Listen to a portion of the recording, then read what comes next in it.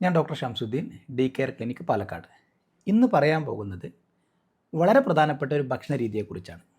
ഈ ഭക്ഷണ രീതി പ്രമേഹം വരാതിരിക്കാൻ സഹായിക്കും, പ്രമേഹം ഉള്ള ആളുകൾക്ക് പ്രമേഹത്തെ കുറയാൻ സഹായിക്കും, കൊളസ്ട്രോൾ വരാതിരിക്കാൻ സഹായിക്കും, BP കുറയാൻ സഹായിക്കും, ക്യാൻസർ വരാതിരിക്കാൻ പോലും ഒട്ടുമിക്ക ജീവിതശൈലി രോഗങ്ങൾക്കും നാം പിന്തുടരേണ്ട ഭക്ഷണ രീതിയെക്കുറിച്ചാണ് പറയാൻ പോകുന്നത്. ശരീരത്തിന് നീർക്കെട്ട് വരാതിരിക്കാനൊക്കെ അത് സഹായിക്കും.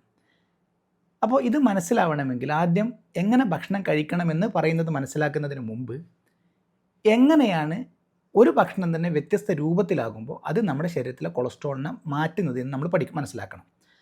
അത് ഞാൻ ഒരു ഉദാഹരണത്തിലൂടെ പറയുമ്പോൾ നിങ്ങൾക്ക് മനസ്സിലാവും. നമ്മുടെ ഗോതമ്പ് അതിൻ്റെ നാരോടുകൂടി തവിടോടുകൂടി അതിൻ്റെ എല്ലാ ഭാഗവും ഉണ്ടാകുമ്പോൾ അതിനെ നമ്മൾ മൊത്തം ഗോതമ്പ് എന്ന് പറയും. അതിനെ നമ്മൾ പൊടിക്കുമ്പോഴാണ് നമുക്ക് ആട്ട കിട്ടുന്നത്. എന്നാൽ മൈദ എങ്ങനെയാണ് ഉണ്ടാവുന്നത്? നിങ്ങൾ ചിന്തിച്ച് നോക്ക്. ഈ ഗോതമ്പിൻ്റെ ഏറ്റവും പുറത്തുള്ള 2 കവറിങ് ഉണ്ട്. ഗോതമ്പിൻ്റെ എല്ലാ വൈറ്റമിൻസും മിനറൽസും അതിൻ്റെ ന്യൂട്രിയൻസും അതിൻ്റെ നാരുകളൊക്കെ അടങ്ങിയിരിക്കുന്നത് ഈ കവറിങ്ങിലാണ്. ആ കവറിങ് കളഞ്ഞ് അതിൻ്റെ ഉള്ളിലത്തെ ഭാഗം പൊടിച്ചെടുക്കുമ്പോഴാണ് മൈദ ഉണ്ടാകുന്നത്. എന്ന് ഞാൻ പറയാൻ പോകുന്നത് ഗോതമ്പും ആട്ടയും മൈദയും ഒരേ അളവിൽ നാം ഭക്ഷണമാക്കി കഴിക്കുമ്പോൾ അത് ശരീരത്തിലുണ്ടാകുന്ന മാറ്റത്തെക്കുറിച്ചാണ്. ഈ ഒരൊറ്റ കാര്യം മനസ്സിലാക്കിയാൽ ബാക്കി എല്ലാ ഭക്ഷണവും നിങ്ങൾക്ക് മനസ്സിലാവും. അതിൽ ഗോതമ്പ് അങ്ങനെ നമ്മൾ പുഴുങ്ങി ഗോതമ്പ് കഴിച്ചു. നമ്മൾ ഉച്ചക്കാണ് കഴിച്ചത്. അതിൽ ഏകദേശം 200 ഗ്ലൂക്കോസ് ഉണ്ടെന്ന് സങ്കല്പിക്കുക. എന്ന് വെച്ചാൽ നമുക്ക് വൈകുന്നേരം ഒരു 7 മണി വരെ നമുക്ക് നമ്മുടെ ജോലികളൊക്കെ ചെയ്യാനുള്ള ഊർജം, എനർജി ആ ഗോതമ്പിൽ നമുക്ക് കിട്ടുമെന്ന് സങ്കല്പിക്കാം. എന്നാൽ ഇതേ സാധനം നമ്മൾ ആട്ട കൊണ്ട് ചപ്പാത്തി ഉണ്ടാക്കി കഴിച്ചു. അതേ അളവിലുള്ള മൈദ കൊണ്ട് പൊറോട്ട ഉണ്ടാക്കി. അപ്പോൾ ഇത് മൂന്നും ശരീരത്തിൽ ഉണ്ടാക്കുന്ന ഗ്ലൂക്കോസിൻ്റെ വ്യത്യാസമാണ് പറയുന്നത്. മൊത്തമായിട്ട് ഗോതമ്പ് കഴിക്കുമ്പോൾ അതിലുള്ള ഗ്ലൂക്കോസ് ശരീരത്തിലേക്ക് വളരെ പതിയെ എത്തുള്ളൂ. ഒരു 3-4 മണിക്കൂർ കൊണ്ടേ എത്തുള്ളൂ. എന്നാൽ മൈദ കൊണ്ട് കഴിക്കുമ്പോൾ മൈദയിൽ നാരില്ലാത്തത് കൊണ്ട് ആ മൈദയിലുള്ള ഗ്ലൂക്കോസ് വളരെ പെട്ടെന്ന് വളരെ കുറഞ്ഞ സമയം കൊണ്ട് രക്തത്തിലേക്ക് വരും. ഏത് ഭക്ഷണവും വളരെ കുറഞ്ഞ സമയം കൊണ്ട് വളരെ വേഗതയിൽ രക്തത്തിലേക്ക് ഗ്ലൂക്കോസ് ആയിട്ട് വന്നു കഴിഞ്ഞാൽ രക്തത്തിലെത്തിക്കഴിഞ്ഞാൽ രക്തത്തിൽ ആ ഗ്ലൂക്കോസിനെ എടുത്തു വെക്കാൻ കഴിയില്ല. രക്തത്തിൽ എന്താവും? രക്തത്തിൽ അങ്ങനെ ഉയർന്ന ഗ്ലൂക്കോസ് വരുമ്പോൾ ഇൻസുലിൻ വരും. ഇൻസുലിൻ്റെ പണി നമുക്ക് ആ സമയം ആവശ്യമുള്ള എനർജി, ഇപ്പം ഞാൻ ഉച്ചയ്ക്കൊരു 2 പൊറോട്ട കഴിച്ചു, 1 മണിക്കൂർ കൊണ്ട് രക്തത്തിൽ ഗ്ലൂക്കോസ് കയറി. ആ സമയത്ത് എനിക്ക് ഒരുപാട് എനർജീൻ്റെ ഒന്നും ആവശ്യമില്ല, ഞാൻ കാര്യമായിട്ട് ഹെവി വർക്കൊന്നും ചെയ്യുന്നില്ല. അപ്പോൾ എന്നെ സംബന്ധിച്ച് കുറഞ്ഞ എനർജി ആ സമയത്ത് വേണ്ടു. മൊത്തം ശരീരത്തിൽ കയറിയ ഗ്ലൂക്കോസിൻ്റെ ഒരു 10% വേണ്ടി വരുള്ളൂ. ബാക്കി ഗ്ലൂക്കോസിനെ അത് കൊളസ്ട്രോളാക്കി മാറ്റും, ഫാറ്റാക്കി കൺവേർട്ട് ചെയ്ത് ബോഡിയിൽ കൊണ്ടുപോയി സ്റ്റോർ ചെയ്യും. ഇതാണ് നടക്കുന്നത്. എന്നാൽ ഇതേ ഗോതമ്പ് കൊണ്ട് ഞാൻ കഴിക്കുമ്പോൾ അത് ഒരു 4 മണിക്കൂറൊക്കെ എടുത്തിട്ട് അതിൽ നിന്നുള്ള ഗ്ലൂക്കോസ് രക്തത്തിലേക്ക് വരുള്ളൂ. അപ്പോൾ ഇത്രയും സമയം ഞാൻ ജോലി ചെയ്യുമ്പോൾ ചെറിയ ചെറിയ ജോലിയാണെങ്കിലും ഞാൻ ജോലി ചെയ്യുന്നതിനനുസരിച്ച് ആ എനർജി ഇങ്ങനെ ചിലവായിക്കൊണ്ടേയിരിക്കും. അത് ഫാറ്റായിട്ട് സ്റ്റോർ ചെയ്യാനുള്ള ഒരു സമയം കിട്ടില്ല എന്നർത്ഥം. ചുരുക്കി പറഞ്ഞാൽ വളരെ വേഗതയിൽ ഒരു ഭക്ഷണം ഗ്ലൂക്കോസിനെ രക്തത്തിലേക്ക് വന്നാൽ അത് ഫാറ്റായിട്ട് മാറും. ഈ ഫാറ്റായിട്ട് മാറുമ്പോൾ അടുത്ത ഘട്ടം അത് വളരെ പ്രധാനപ്പെട്ടതാണ്. ഫാറ്റ് അടിഞ്ഞുകൂടിയിട്ടാണ് ഇൻസുലിൻ റെസിസ്റ്റൻസ് എന്ന് പറയുന്ന ഒരു കണ്ടീഷൻ ഉണ്ടാകുന്നത്. ഇൻസുലിൻ റെസിസ്റ്റൻസ് എന്ന് പറഞ്ഞാൽ ഇൻസുലിന് പ്രവർത്തിക്കാൻ കഴിയാത്ത അവസ്ഥ. പലപ്പോഴും തടിയുള്ള ആളുകളിൽ പ്രമേഹം ഉണ്ടാകാനുള്ള ഒരു പ്രധാനപ്പെട്ട കാരണം ഈ ഇൻസുലിൻ റെസിസ്റ്റൻസ് ആണ്. ഇൻസുലിൻ ശരീരത്തിൽ വേണ്ടത്ര ഉണ്ടാവും, പക്ഷേ ഇൻസുലിന് പ്രവർത്തിക്കാൻ കഴിയില്ല. അങ്ങനെ വരുമ്പോൾ നാം ഒരു ഭക്ഷണം കഴിക്കുമ്പോൾ നമ്മുടെ പാങ്ക്രിയാസ്, ഇൻസുലിനെ ഉൽപ്പാദിപ്പിക്കേണ്ട പാങ്ക്രിയാസ് കരുതുന്നത് രക്തത്തിൽ ഇൻസുലിൻ ഇല്ല എന്നാണ്. ഇൻസുലിൻ ഉണ്ട്, പക്ഷേ അത് പ്രവർത്തിക്കാൻ കഴിയാത്തതാണ് എന്ന് തിരിച്ചറിയാനുള്ള കഴിവ് പാങ്ക്രിയാസിനില്ല. അപ്പം പാങ്ക്രിയാസ് കൂടുതൽ എഫേർട്ട് എടുത്ത് കൂടുതൽ ഇൻസുലിനെ ഉൽപ്പാദിപ്പിച്ചുകൊണ്ടേയിരിക്കും. ഇൻസുലിൻ ഒരു ആനബോളിക് ഹോർമോണാണ്, അതായത് നമ്മുടെ ഫാറ്റിനെ കൂട്ടുന്ന, നമ്മുടെ വണ്ണം വെപ്പിക്കുന്ന ഒരു ഹോർമോണാണ്. അപ്പോൾ ഈ ഒരു സൈക്കിള്, അതായത് ആദ്യം ഇൻസുലിൻ റെസിസ്റ്റൻസ് വരും, ഇൻസുലിന് പ്രവർത്തിക്കാൻ കഴിയില്ല, പാങ്ക്രിയാസ് കൂടുതലായിട്ട് ഇൻസുലിനെ ഉൽപ്പാദിപ്പിക്കും, അപ്പം വീണ്ടും ഫാറ്റ് കൂടും. ഇതിങ്ങനെ നടക്കുമ്പോൾ പാങ്ക്രിയാസ് അമിതമായിട്ട് വർക്ക് ചെയ്യേണ്ടി വരികയും പാങ്ക്രിയാസിന് പിന്നെ വർക്ക് ചെയ്യാൻ കഴിയാതെ ഇൻസുലിൻ്റെ ഉൽപ്പാദനം കുറയുകയും ചെയ്യും. ഇതാണ് പ്രമേഹ രോഗത്തിൻ്റെ ഏറ്റവും അടിസ്ഥാനമായിട്ടുള്ള കാരണം. ഇനി നമുക്ക് ഇത് പറഞ്ഞിട്ട് നമുക്ക് ഭക്ഷണത്തിലേക്ക് വരാം. അപ്പോൾ ഞാൻ പറഞ്ഞു, ഗോതമ്പ് കഴിക്കുമ്പോൾ അതിൽ ധാരാളം നാരുള്ളത് കൊണ്ട് അത് വളരെ പതിയെ മാത്രമേ രക്തത്തിലേക്ക് ഗ്ലൂക്കോസിനെ വിടുകയുള്ളൂ. അപ്പോൾ ഓട്ടോമാറ്റിക്കലി അതിൽ നിന്ന് കൂടുതലായിട്ട് ഫാറ്റ് ഉണ്ടാവില്ല, അത് എനർജി ആയിട്ട് ഇങ്ങനെ പോകും. അപ്പോൾ ഒരേ ഭക്ഷണം തന്നെ നമ്മൾ നാരോടുകൂടി കഴിക്കുമ്പോഴാണ് നമ്മുടെ ശരീരത്തിൽ ഷുഗർ കുറയുന്നത്. നാരോടുകൂടി കഴിക്കണം, അപ്പോൾ ഷുഗർ വരില്ല. അത്രയും സമയം നമുക്ക് നല്ല ഊർജ്ജവും ഉന്മേഷവും കിട്ടും. അരി തിരഞ്ഞെടുക്കും അല്ലെ ഗോതമ്പ് തിരഞ്ഞെടുക്കുമ്പോൾ അരിയാണെങ്കിലും ഗോതമ്പാണെങ്കിലും ഓട്സ് ആണെങ്കിലും കോറയാണെങ്കിലും ഇനി ചാമ അതായത് മില്ലറ്റുകളാണെങ്കിലും എല്ലാത്തിലും ഉയർന്ന അളവിൽ അന്നജമുണ്ട്. അതാണ് ആദ്യം മനസ്സിലാക്കേണ്ടത്. ചിലർ കരുതുന്നത് ഗോതമ്പാണെങ്കിൽ കുഴപ്പമില്ല, ചാമയാണെങ്കിൽ കുഴപ്പമില്ല, കോറയാണെങ്കിൽ കുഴപ്പമില്ല എന്നാണ്. ആകെ വ്യത്യാസം അരിയാകുമ്പോൾ നല്ല വെളുപ്പിച്ച് തവിട് കളഞ്ഞതായിരിക്കും, അതുകൊണ്ട് പെട്ടെന്ന് ഷുഗർ കൂടും. എന്നാൽ കോറയാണെങ്കിൽ അതിൽ നല്ലോണം നാരുണ്ട്, അതത്ര വെളുപ്പിക്കാത്തതാണ്, അതുകൊണ്ട് കുറച്ച് നാരും പിന്നെ കോറയിൽ കുറച്ച് വൈറ്റമിൻസ് ഒക്കെ ഉണ്ട്. പക്ഷേ ഷുഗറിൻ്റെ കാര്യത്തിൽ വലിയ വ്യത്യാസമൊന്നുമില്ല. അരിയേക്കാൾ വളരെ അത്രയും ഉയർന്ന അളവിൽ ഏകദേശം അതേ അളവിൽ തന്നെ കോറയിലും ഷുഗറുണ്ട്, ഗോതമ്പിലും ഷുഗറുണ്ട്. ഇതൊക്കെ അന്നജാണ്. അതാണ് അടിസ്ഥാനപരമായിട്ട് നാം മനസ്സിലാക്കേണ്ടത്. പല ആളുകളും ഭക്ഷണം കുറച്ചാണ് കഴിക്കുന്നത്, പക്ഷെ അവർ ഷുഗർ കുറയുന്നില്ല. അതിൻ്റെ കാരണം എന്താ? ഭക്ഷണം കുറയ്ക്കുക എന്നതല്ല പ്രധാനം, നാരുകൾ കൂടുതലായിട്ട് ചേർക്കുക എന്നാണ്. നാരുകൾ ചേർത്താലേ രക്തത്തിലേക്ക് പതിയെ ഗ്ലൂക്കോസ് വരികയുള്ളൂ.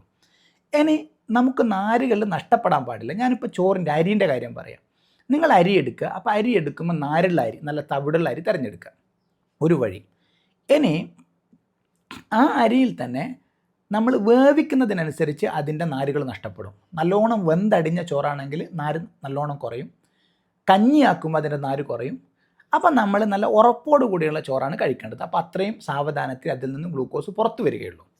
അതിനൊരു വഴിയുണ്ട്. അതായത് നമ്മൾ ഒരു 1/4 ഭാഗം ചോറ് അരി വെള്ളത്തിലിട്ട് പാകം ചെയ്യുക. പാകം ചെയ്തതിന് ശേഷം നമ്മളതിനെ ഫ്രിഡ്ജിലെടുത്ത് വെക്കുക. അങ്ങനെ ഫ്രിഡ്ജിലെടുത്ത് വെച്ച് ഏകദേശം ഒരു 8 മണിക്കൂറോളം ഫ്രിഡ്ജിൽ വെച്ച് അതിന് ശേഷം ബാക്കി 1/4 ഭാഗം വേവിക്കുക, എന്നിട്ട് കഴിക്കുക. അപ്പം നല്ല ഉറപ്പുള്ള അരിയായിരിക്കും. അതിൽ നിന്ന് വളരെ മെല്ലെ മാത്രമേ ഗ്ലൂക്കോസ് പുറത്തേക്ക് വരൂ. ഒരിക്കലും പ്രമേഹമുള്ള ആളുകളൊന്നും കഞ്ഞി കുടിക്കരുത്. പൊതുവെ കഞ്ഞി ഒഴിവാക്കുന്നതാണ് നല്ലത്. ഒന്നാമത്തെ കാര്യം. ഇനി നമ്മളൊരു പ്ലേറ്റ്, ഒരു ഡയറ്റ് പ്ലാൻ, മൊത്തം ഏറ്റവും നല്ല ഡയറ്റ് പ്ലാൻ എന്ന് പറഞ്ഞാൽ നമ്മളൊരു പ്ലേറ്റിൽ 1/4 ഭാഗം മാത്രം ഈ അന്നജം എടുക്കുക. അത് അരിയാവുക, ഗോതമ്പാകുക, ചാമയാകുക, ഓട്സ് ആവുക. ഇതുകൊണ്ടൊക്കെ എന്തുണ്ടാക്കുമ്പോഴും കഞ്ഞി അല്ലാതെ ഉണ്ടാക്കുന്ന നല്ലത്, പലഹാരങ്ങൾ ഉണ്ടാക്കുന്നതാണ് എപ്പോഴും നല്ലത്. കാരണം കഞ്ഞി ആകുമ്പോൾ അതിൽ നിന്ന് ഷുഗർ കൂടാനുള്ള സാധ്യത പിന്നെയും കൂടുതലാണ്. അങ്ങനെ 1/4 ഭാഗം മാത്രം നമ്മൾ കാർബോഹൈഡ്രേറ്റ് എടുക്കുക, ഈ അന്നജം എടുക്കുക. ബാക്കി 1/2 ഭാഗം നമ്മൾ നാര് പുറത്തുനിന്ന് ചേർക്കണം. എന്തിലാണ് നാരുള്ളത്? നാരുള്ളത് പച്ചക്കറികളിലാണ്, പ്രത്യേകിച്ച് ഗ്രീൻ ലീഫി വെജിറ്റബിൾസ്. ഈ ഇലക്കറികളായ പച്ചക്കറികളിലാണ് ഏറ്റവും കൂടുതൽ നാരുള്ളത്. നോൺ സ്റ്റാർച്ചി, കുറച്ച് അന്നജമുള്ള, എന്നാൽ അന്നജത്തിൻ്റെ അളവ് വളരെ കുറവുള്ള നോൺ സ്റ്റാർച്ചി ആയിട്ടുള്ള വെജിറ്റബിൾസ് നമുക്ക് ഉപയോഗിക്കാം. എന്ന് വെച്ചാൽ നാം കഴിക്കുന്ന ഭക്ഷണത്തിൻ്റെ പകുതിയും നാരുകളടങ്ങിയ പച്ചക്കറികളാണ് നമ്മൾ കഴിക്കേണ്ടത്. ഇനി പച്ചക്കറിയെക്കുറിച്ച് പറയുമ്പോൾ നിങ്ങൾ വേവിക്കുന്നതിനനുസരിച്ച് പച്ചക്കറിയിൽ നാരുകൾ നഷ്ടപ്പെടും. കൂടുതൽ വേവിച്ചാൽ കൂടുതൽ നാരുകൾ നഷ്ടപ്പെടും. അപ്പോൾ എപ്പോഴും ഹാഫ് ബോയിൽഡ്, കുറച്ച് വേവിച്ചുള്ള പച്ചക്കറി, വേവിക്കൽ ആവശ്യമില്ലാത്ത പച്ചക്കറികളാണെങ്കിൽ പച്ചക്ക് കഴിക്കുന്നതാണ് നല്ലതെന്നർത്ഥം. വേവിക്കുന്നതിനനുസരിച്ച് നാരുകൾ നഷ്ടപ്പെടും. അതാണ് ഒന്നാമത്തേത്. അപ്പം നിങ്ങൾ കഴിക്കുന്ന ഭക്ഷണത്തിൻ്റെ 1/4 ഭാഗം ചോറോ അല്ലെങ്കിൽ ദോശ അല്ലെങ്കിൽ പുട്ട് അങ്ങനെ എന്തെങ്കിലും, ബാക്കി 1/2 ഭാഗം നിങ്ങൾ കഴിക്കേണ്ടത് ഈ വെജിറ്റബിൾസാണ്. അടുത്ത 1/4 ഭാഗം ഇനി നമ്മുടെ പ്ലേറ്റിൻ്റെ ഇനി അവശേഷിക്കുന്ന, അതായത് ഒരു പ്ലേറ്റിന് നമ്മൾ 3 തിരിച്ചു. 1/4 ഭാഗത്തിൽ നമ്മൾ അന്നജം എടുത്തു, 1/2 ഭാഗത്തിൽ നമ്മൾ വെജിറ്റബിൾസ് എടുത്തു. ഇനി ബാക്കി വരുന്ന 1/4 ഭാഗത്തിൽ പ്രോട്ടീൻസ് വേണം. ഈ പ്രോട്ടീൻസും നല്ലോണം നാര്, ഫൈബർ റിച്ച് ആണ്, നല്ലോണം നാരുകളുള്ളതാണ്. എന്താണ്? 2 രീതിയിലുള്ള പ്രോട്ടീൻസ് ഉണ്ട്. ഒന്ന് പച്ചക്കറികളിൽ നിന്നുള്ള പ്രോട്ടീൻസ് ഉണ്ട്, മറ്റൊന്ന് ആനിമൽ പ്രോട്ടീൻസ് ഉണ്ട്. പച്ചക്കറികളിൽ നിന്നുള്ള പ്രോട്ടീൻസാണ് നല്ലത് എന്നാണ് ചില പഠനങ്ങൾ പറയുന്നത്. ഏതൊക്കെയാണ് പച്ചക്കറികൾ? എല്ലാത്തരം കടലകൾ, പയറുകൾ, സോയാബീൻ, മഷ്റൂം, ഇതൊക്കെ പ്രോട്ടീൻസാണ്. ഈ പ്രോട്ടീനുകൾ നമുക്ക് 1/4 ഭാഗം ഉപയോഗിക്കാം. നമ്മുടെ മുട്ടയുടെ മഞ്ഞ അമിതമായിട്ട് കഴിക്കേണ്ട, മുട്ടയുടെ വെള്ള നമുക്ക് പ്രോട്ടീനാണ്. മീൻ പ്രോട്ടീനാണ്. ചിക്കൻ, ഇറച്ചി പ്രോട്ടീനാണ്. റെഡ് മീറ്റുകൾ പൊതുവെ പ്രോത്സാഹിപ്പിക്കപ്പെടാറില്ല. കാരണം റെഡ് മീറ്റിൽ LDL, ചീത്ത കൊളസ്ട്രോൾ കൂടാനുള്ള സാധ്യത കൂടുതലാണ്. അപ്പോൾ ഇങ്ങനെയാണ് 1/4 ഭാഗത്ത് നമ്മൾ ഫില്ല് ചെയ്യേണ്ടത്. ഇതാണ് ഒരു ഐഡിയൽ ഡയറ്റ് പ്ലാൻ എന്ന് പറയുന്നത്. ഇനി നമുക്ക് അടുത്തത്, അപ്പം ചോദിക്കും ഫ്രൂട്ട്സ് എപ്പോഴാണ് കഴിക്കേണ്ടത്? നിങ്ങൾക്ക് ഞാൻ പറഞ്ഞു 1/2 ഭാഗം നോൺ സ്റ്റാർച്ച് അല്ലെങ്കിൽ ലീഫി വെജിറ്റബിൾസ് കഴിക്കുക, പച്ചക്കറികൾ കഴിക്കുക. അതിൻ്റെ കൂടെ നിങ്ങൾക്ക് ഫ്രൂട്ട്സ് ചേർക്കാം. എങ്ങനെയാണ് ഫ്രൂട്ട്സ് ചേർക്കുക? നിങ്ങൾ പ്രമേഹമുള്ള ആളുകളാണെങ്കിൽ ഒരു മീഡിയം ആപ്പിൾ നിങ്ങൾ കഴിക്കുക. ഗ്ലൈസീമിക് ഇൻഡെക്സ്, അതായത് പ്രമേഹത്തെ അധികം കൂട്ടാത്ത, ഗ്ലൈസീമിക് ഇൻഡെക്സ് കുറഞ്ഞ ഫ്രൂട്ട്സുകളുണ്ട്. ആപ്പിൾ നല്ല ഫ്രൂട്ട്സാണ്. ചെറിയ ഒരു ആപ്പിൾ ആണെങ്കിൽ ഒരു ആപ്പിൾ കഴിക്കുക, വലിയ ഒരു ആപ്പിൾ ആണെങ്കിൽ അതിൻ്റെ പകുതി കഴിക്കുക. ഓറഞ്ച് വളരെ നല്ലതാണ്, ഓറഞ്ച് 1 കഴിക്കുക. പേരക്ക ദിവസവും ചേർക്കുന്ന ധാരാളം നാരുകളുള്ളതാണ്. പിന്നെ പപ്പായ അളവ് കമ്മിയാക്കുക, ഒരു 75 ഗ്രാമൊക്കെ അധികം പഴുക്കാത്ത പപ്പായ കഴിക്കുക. അതിൽ വാഴപ്പഴവും നമ്മുടെ മാമ്പഴവും കഴിക്കുമ്പോൾ നല്ല ശ്രദ്ധിക്കണം. കാരണം അത് പ്രമേഹത്തെ, ഗ്ലൈസെമിക് ഇൻഡെക്സ് കുറച്ച് കൂടുതലുള്ളതാണ്. ഈ പഴങ്ങളൊക്കെ നിങ്ങൾക്ക് ഉൾപ്പെടുത്താവുന്നതാണ്. ഇനി നിങ്ങൾക്ക് എണ്ണയുടെ കാര്യം, എണ്ണ നിങ്ങൾക്ക് ഇഷ്ടമുള്ള എണ്ണ ഉപയോഗിച്ചോ, പക്ഷേ ഏറ്റവും കുറഞ്ഞ അളവിൽ ആവശ്യത്തിന് മാത്രം ഉപയോഗിക്കുക. കാരണം നിങ്ങളോട് എണ്ണയൊക്കെ മാറ്റി എല്ലാം മാറ്റലൊന്നും നിങ്ങൾക്ക് നടക്കില്ല. അതുകൊണ്ട് എണ്ണ കുറച്ച് മാത്രം ഉപയോഗിക്കുക. ഈ ഒരു വീഡിയോ ഇത് വളരെ ഉപകാരപ്പെടുന്നൊരു വീഡിയോ ആണ്. കാരണം ഇങ്ങനെ ഭക്ഷണം കഴിക്കുമ്പോൾ നമ്മുടെ ശരീരത്തിലേക്ക് വളരെ പതിയെ ഗ്ലൂക്കോസ് വരികയുള്ളൂ. അതുകൊണ്ടുള്ള ഗുണം എന്താണ്? അത്രയും സമയം നമുക്ക് ഒരു കണ്ടിന്യൂസ് ആയിട്ട് എനർജി കിട്ടിക്കൊണ്ടേയിരിക്കും.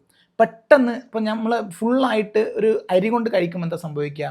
വൈറ്റ് റൈസ് പെട്ടെന്ന് ഗ്ലൂക്കോസ് കൂടും. അതിനെ പെട്ടെന്ന് ഫാറ്റായിട്ട് കൺവേർട്ട് ചെയ്യും, സ്റ്റോർ ചെയ്യും. വീണ്ടും നമുക്ക് വിശക്കും. ആ വിശപ്പ് ഉണ്ടാവില്ല ഇങ്ങനെ ഭക്ഷണം കഴിച്ചാൽ. അതാണ് മറ്റൊരു കാര്യം.